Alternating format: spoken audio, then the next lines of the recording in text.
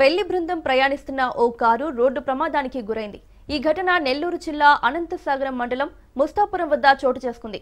మైదుకూరుకు చెందిన అబ్బాయికి అనంతసాగరం మండలం మంచాలపల్లి గ్రామానికి చెందిన అమ్మాయితో పెంచలకోన ఆలయంలో వివాహం జరగాల్సి ఉంది.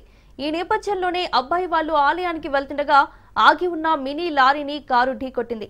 దీంతో వరుడి తండ్రితో పాటు మరో వ్యక్తి అక్కడికక్కడే మరణించగా మరో 5గురికి తీవ్ర గాయాలయ్యాయి. క్షతగాత్రులను ఆత్మకూరు ప్రభుత్వ ఆసుపత్రికి తరలించగా ఘటనపై పోలీసులు దర్యాప్తు చేపట్టారు.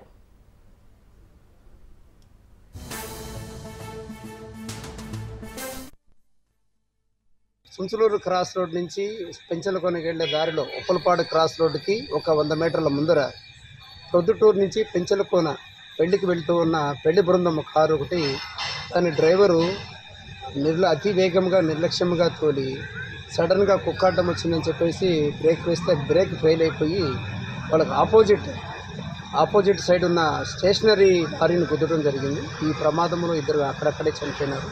మిగతా 6 మందికి సింపుల్ గాయాలు, మాదిరి గాయాలు తగిలినాయి. వెళ్ళి విచారించి చుట్టుపక్కల పరిశీలిస్తే ఈ ఏదైతే ఎర్టిగా కారు ఉందో